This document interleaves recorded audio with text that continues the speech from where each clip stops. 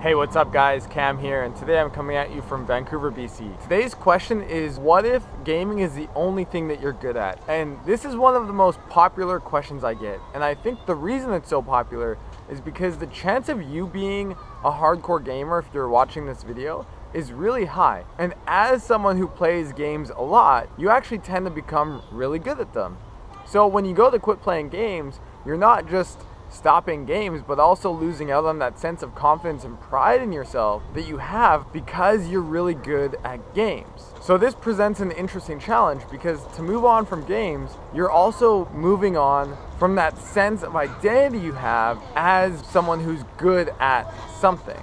Now, what I find really interesting is that as a gamer, for some reason that I'm not sure why, you don't identify with gaming as being a skill that you have. And because it's a skill, that gives you the ability to apply it in other skills.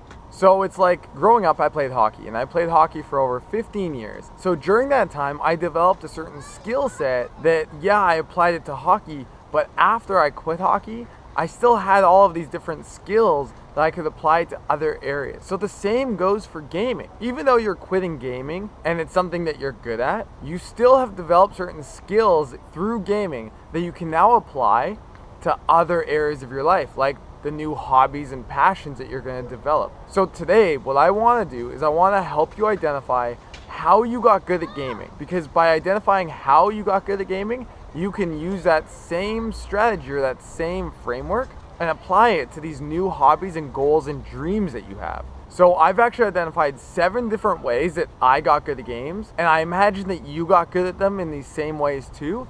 And by taking these 7 different strategies, you can apply them in anything else you want to do, and you'll get good at those too.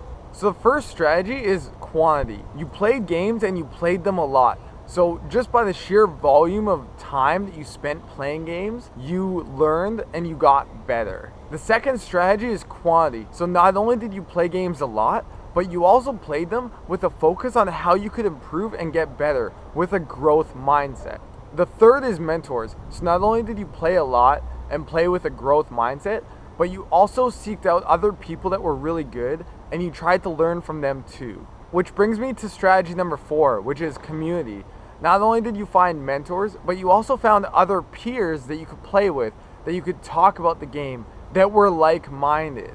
And that sense of community really helped your ability to learn and get better at the game. The 5th strategy is education. So you participated in gaming forums, you read articles, you looked up walkthroughs, you educated yourself on how you could get better at the game. And by doing that, you could then use that new knowledge and apply it to your experience and get better. The 6th strategy is that you reviewed your play.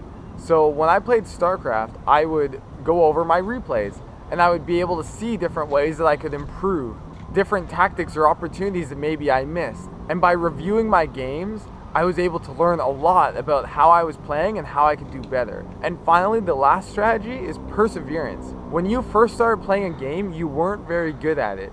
But by persevering and continuing to play and not giving up, you got better over time. And that last point is really important because after you quit games, sometimes it's really common that you start trying a new activity, but you're not very good at it, or you don't feel that sense of passion right away. But you have to stick with it because passion is developed over time and it's developed through challenge. Keep going and don't give up.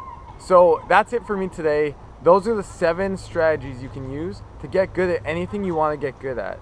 But if you're not sure what to get good at, or you haven't chosen new activities yet, check out the links on the screen and that will help you identify some new activities you could choose that you can then turn into goals and apply these 7 strategies to. So that's really important. So make sure you download that and let's have a great week. I'll talk to you guys soon.